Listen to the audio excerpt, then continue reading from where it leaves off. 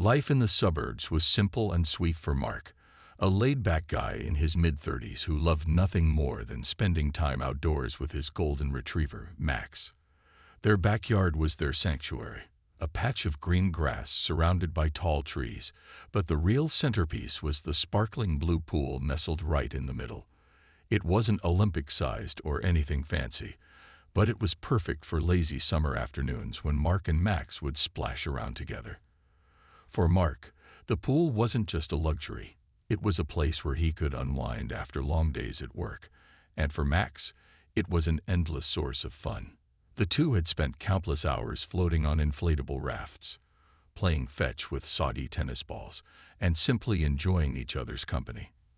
But life has a funny way of throwing curveballs when you least expect them. One crisp spring morning, Mark woke up to find his peaceful routine disrupted by the sound of drilling and hammering coming from his backyard.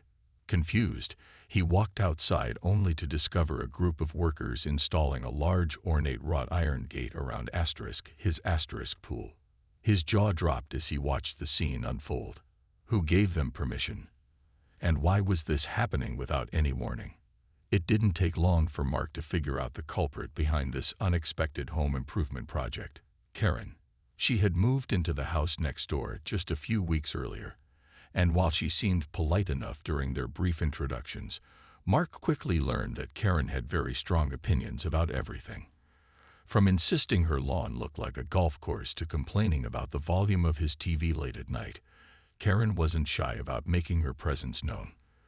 But this was next-level meddling.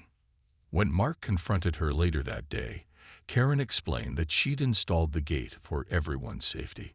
She claimed she'd seen kids running around unsupervised near the fence line between their properties and worried they might accidentally fall into the pool.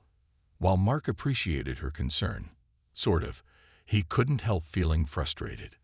This was his property, and no one had asked him if he wanted or needed a gate. Now, instead of an open, inviting space, his backyard felt cramped and claustrophobic. The beautiful view of the water was partially blocked by cold metal bars, and the whole thing left a bitter taste in his mouth. To make matters worse, Karen acted like she was doing him a favor. "You'll thank me later," she said with a smug smile, patting him on the shoulder before heading back inside. Mark stood there fuming, staring at the freshly installed gate. How dare she barge into his life like this? He thought about calling the city to see if there was any way to reverse her decision, but deep down, he knew it would be pointless. Once something like this was done, undoing it would be a headache, not to mention expensive. That night, as Mark sat on his porch nursing a cup of coffee, he found himself glaring at the gate under the glow of the outdoor lights. It loomed over the pool like some kind of unwelcome sentinel, mocking him. Max lay at his feet, occasionally letting out a soft whine, as if sensing his owner's frustration. For a moment, Mark considered giving Karen a piece of his mind. But then, an idea began to form in his head. An idea so absurd, so ridiculous, that it almost made him laugh out loud. What if he turned this whole situation into something funny? Something that would not only lighten the mood but also send a subtle message to Karen. Little did Mark know, this kernel of an idea would soon spiral into something much bigger and far more entertaining than he ever imagined. The next morning, Mark woke up with a grin on his face. The idea that had popped into his head the night before was still lingering, and the more he thought about it, the more he liked it. Instead of letting Karen's gate ruin his backyard vibe, he decided to turn the situation into something fun, something that would make people laugh, and maybe even teach Karen a lesson in a lighthearted way. After all, life was too short to let petty annoyances get him down. If Karen wanted to protect the pool, then why not take that concept to the extreme? That's when inspiration struck. Max, his loyal golden retriever, could become the ultimate guardian of the pool. Max wasn't just any dog. He was smart, friendly, and always eager to please. Over the years, Mark had taught him dozens of tricks, from fetching specific toys to spinning in circles on command. But guarding a pool, that was uncharted territory, and Mark loved the challenge. He imagined Max standing proudly by the gate, barking at anyone who dared approach, while wearing his bright orange life vest. The image alone made Mark chuckle. It was absurd, sure, but also kind of brilliant. Not only would it be hilarious, but it would also send a clear message to Karen. If she cared so much about safety, then Mark was going to take it to the next level and have a little fun doing it. That afternoon, Mark grabbed a bag of treats and headed outside with Max. He started by teaching him to patrol the perimeter of the pool. At first, Max didn't quite understand what was expected of him. When Mark pointed toward the gate and said, "Guard," Max tilted his head curiously, as if asking, "What exactly am I guarding?" But Mark was patient. He guided Max step by step, rewarding him with treats every time he stayed close to the gate or barked on command. Slowly but surely, Max began to catch on. To complete the look, Mark dug out Max's neon orange life vest from the garage. It was a bit faded from years of use, but it still fit perfectly. As soon as he strapped it onto Max, the transformation was complete. There was something undeniably funny about seeing a fluffy golden retriever decked out in a brightly colored life vest, standing guard near a pool that already had a gate around it. Mark couldn't stop laughing as he watched Max strut back and forth, clearly proud of his new role. Even Max seemed to enjoy himself, wagging his tail enthusiastically whenever Mark praised him. Over the next few days, Mark fine-tuned Max's training.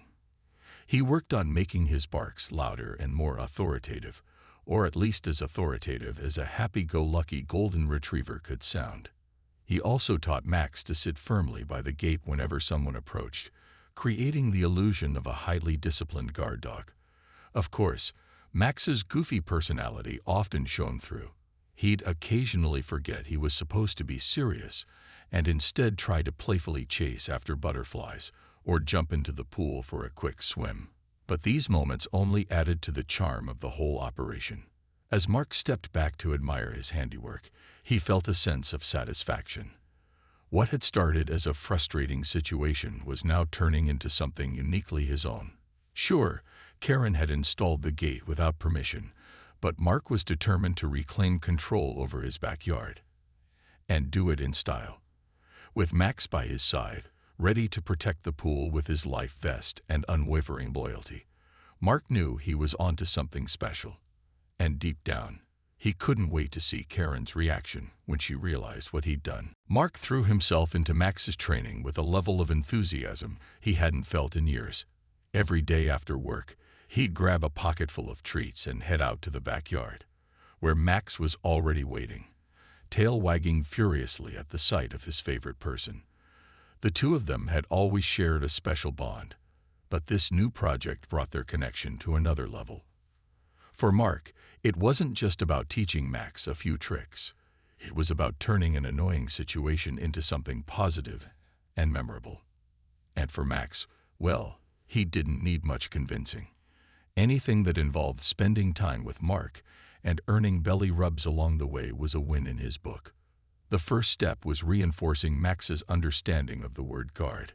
Mark would point toward the gate and say the command firmly, then reward Max with a treat whenever he stood near it. At first, Max was easily distracted. A squirrel darting across the yard, or the sound of a car driving by could pull his attention away in an instant. But Mark remained patient, repeating the process over and over until Max got the hang of it. Slowly but surely, Max began associating the gate with his new role. He'd bark loudly when someone approached and plant himself firmly in front of the entrance, looking every bit the part of a dedicated sentry, even if his wagging tail gave him away as more playful than intimidating. Once Max mastered the basics, Mark introduced the piece de resistance, the life vest. It was bright orange, slightly worn from years of use, and perfectly suited for the job. When Mark strapped it onto Max, the transformation was immediate. Gone was the carefree pup who loved nothing more than chasing tennis balls. In his place stood a proud, albeit slightly soggy-looking, guardian of the pool. Mark couldn't help but laugh as Max trotted around the yard, clearly feeling important in his new gear. Occasionally, Max would stop mid-patrol to scratch at the vest or shake off excess water if he jumped into the pool during practice, but these moments only added to the charm of the whole operation. To make things even funnier, Mark decided to add some flair to Max's routine. He taught him to bark 3 times in quick succession whenever someone came close to the gate, followed by sitting upright like a soldier on duty. To Mark's delight, Max picked up the sequence surprisingly fast. Within a week, Max had become a natural at his new job. He'd pace back and forth along the edge of the pool, stopping occasionally to peer through the bars of the gate as though scanning for intruders. Sometimes, he'd even let out a low growl, though it sounded more like a playful whimper, to show how serious he was about protecting his territory. Neighbors started noticing the unusual spectacle. One afternoon, Mrs. Thompson from down the street walked by just as Max was in the middle of his patrol. She stopped in her tracks, watching wide-eyed as the golden retriever barked dramatically and struck a pose near the gate. "Is that dog guarding your pool?" she asked, trying and failing to suppress a laugh. Mark nodded proudly. "Yup. Meet Max, the official pool patrol pup." Mrs. Thompson chuckled and shook her head before continuing on her way, no doubt telling everyone she knew about the absurd yet adorable scene she'd witnessed. As the days went by, Mark found himself looking forward to these training sessions more than anything else. They weren't just about teaching Max a new skill, they were about creating joy in the face of frustration. Every time Max barked enthusiastically or plopped into the pool wearing his life vest, Mark felt a sense of accomplishment. This wasn't just revenge against Karen's over-the-top safety measures. It was proof that humor and creativity could turn even the most irritating situations into something worth smiling about. And deep down, Mark knew this was only the beginning. It didn't take long for word to spread about Max's new role as the pool patrol pup. Neighbors who passed by Mark's house couldn't resist stopping to watch the golden retriever in action. Whether it was his dramatic barking, his proud stance near the gate, or the absurdity of the neon orange life vest, Max had quickly become a local celebrity. People laughed, snapped pictures, and even brought their kids over to see the guard dog up close. But while most folks found the whole thing hilarious, one person wasn't amused: Karen. Karen first caught wind of Max's antics when she heard laughter coming from the other side of the fence one evening. Curious and slightly suspicious, she peeked over to see what all the commotion was about. What she saw made her jaw drop. There was Max, standing dutifully by the gate she'd installed, barking loudly and wearing what looked like a miniature life jacket. At first, Karen wasn't sure how to react. Was this some kind of joke? Did Mark really think a dog could guard a pool better than her iron gate could? The more she watched, the angrier she became. To her, it felt like Mark was mocking her efforts to improve safety, not to mention making her look foolish in front of the entire neighborhood. The next morning, Karen marched straight over to Mark's house, her arms crossed and her lips pressed into a thin line. Mark was outside with Max, going through another training session. When he saw Karen approaching, he braced himself for the inevitable confrontation. Sure enough, Karen didn't hold back. "What is the meaning of this?" she demanded, pointing at Max, who was happily wagging his tail despite the tension in the air. "Why are you parading your dog around like some kind of circus act?" Mark tried not to laugh as he replied calmly, "Well, Karen, since you went to all the trouble of installing that gate for safety, I figured the pool needed proper protection. So I trained Max to be its official guardian." He gestured toward Max, who promptly barked twice and sat up straight, clearly enjoying the attention.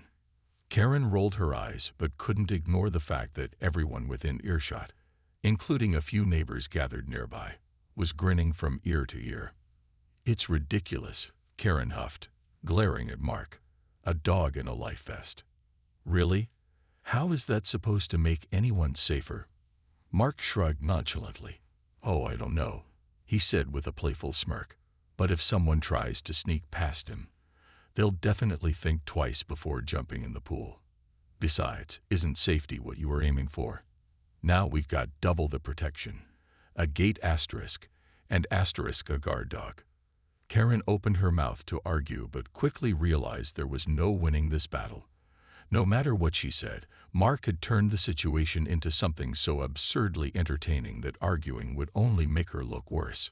She shot him one last disapproving look before storming back to her house, muttering under her breath about immature neighbors and unnecessary theatrics. Despite her irritation, however, Karen couldn't shake the image of Max in his life vest.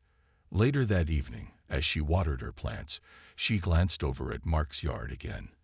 This time, Max was lounging by the gate, his tongue lolling out as he chewed on a squeaky toy. For a brief moment, Karen allowed herself to smile. It was kind of funny, she admitted reluctantly. And maybe, just maybe, Mark's little stunt wasn't entirely malicious. Still, she wasn't ready to let him off the hook just yet. What started as a quirky neighborhood joke quickly spiraled into something much bigger than Mark could have ever imagined. One sunny afternoon, a young woman walking her toddler in a stroller stopped to watch Max on duty. She pulled out her phone and filmed him barking dramatically at the gate, his neon orange life vest glowing brightly under the sunlight. The video was short, just 15 seconds, but it captured Max's playful personality perfectly. That evening, she uploaded it to social media with the caption, "Meet the Pool Patrol Pup, a guard dog with flair." Within hours, the video went viral. By the next morning, it had racked up thousands of likes, shares, and comments from people all over the country. Some praised Max's dedication to his job, while others joked about how his life vest made him look like he was preparing for a canine swim team tryout. Local news stations picked up the story, dubbing Max the world's most adorable pool protector. Soon, reporters were calling Mark, asking for interviews and more footage of Max in action. At first, Mark was overwhelmed by the sudden attention. He wasn't used to being in the spotlight, and he worried that Karen might see this as an escalation of their feud. But as the days passed, he realized something surprising. People weren't just laughing at Max, they were connecting with the story. Strangers online shared their own tales of neighborhood disputes turned humorous, praising Mark for handling the situation with creativity instead of anger. Others sent messages saying how Max's antics had brightened their day during tough times. Even kids started recognizing Max on walks, shouting, "It's the Pool Patrol Pup," as they ran up to pet him. Mark decided to lean into the newfound fame. He created a simple Instagram page for Max, posting daily updates about his patrols, training sessions, and occasional dips in the pool. The account blew up almost instantly, gaining tens of thousands of followers within days. Fans began sending gifts, customized dog tags that read Pool Patrol, tiny replica life vests, and even artwork of Max in his signature gear. Mark couldn't believe how much joy one silly idea had brought to so many people. Karen, meanwhile, found herself caught between irritation and disbelief. On one hand, she still thought the whole thing was ridiculous. But on the other hand, it was impossible to ignore the positive impact Max was having on the community. Every time she stepped outside, someone would mention the Pool Patrol Pup or ask if she'd seen the latest video. At first, she brushed it off, insisting she didn't care about all this nonsense. But deep down, she couldn't deny that Max's antics were growing on her. There was something undeniably charming about a goofy golden retriever bringing people together and making them laugh, all because of a dispute over a pool gate. One evening, after another long day of fielding interview requests, Mark sat on his porch scrolling through Max's Instagram feed. He noticed a comment from someone who said, "Your dog is proof that humor can turn frustration into something beautiful." It struck a chord with him. This entire experience had taught him an important lesson. Sometimes, the best way to deal with conflict isn't to fight back, but to find a way to make people smile. And as he looked over at Max, snoring softly in his dog bed with his life vest still strapped on, Mark felt grateful, not just for the laughs and the memories, but for the reminder that life is bettered when you approach it with a little creativity and a lot of heart. As the weeks went by, the unlikely bond between Mark and Karen began to shift in ways neither of them had anticipated. At first, Karen tried to ignore the growing popularity of Max, brushing off compliments about the pool patrol pup with a dismissive wave or a muttered comment about how it was all just a silly distraction. But as the neighborhood buzz around Max continued to grow, Karen found herself softening. Slowly but surely. It wasn't easy for her to admit, but there was something undeniably heartwarming about seeing people come together over such a lighthearted story. One afternoon, Karen decided to take a walk around the block to clear her head. As she passed Mark's house, she noticed him sitting on the porch with Max sprawled out at his feet, happily gnawing on a chew toy. Before she could second-guess herself, Karen stopped and called out, "Hey, Mark." He looked up, surprised to see her standing there without a scowl or an accusatory tone. For once, she didn't seem irritated, or at least not entirely. Instead, she held up a small plastic bag containing a dog treat. "I thought maybe Max would like this," she said awkwardly, holding it out toward him. Mark blinked, momentarily stunned. Then, with a grin spreading across his face, he accepted the offering. "Thanks, Karen. I'm sure he'll love it." He leaned down and handed the treat to Max, who eagerly gobbled it up before trotting over to Karen, tail wagging furiously. She hesitated for a moment before reaching out to pat his head. "You know," she admitted reluctantly, "he's kind of cute in that ridiculous vest." That simple exchange marked the beginning of an unexpected friendship. Over time, Karen started stopping by more often, sometimes bringing snacks for Max or asking questions about his training routine. Mark, always eager to share stories about his furry companion, welcomed the conversations. They discovered they had more in common than either of them had realized. Both loved gardening. Though Karen's lawn was far more meticulous, both enjoyed baking.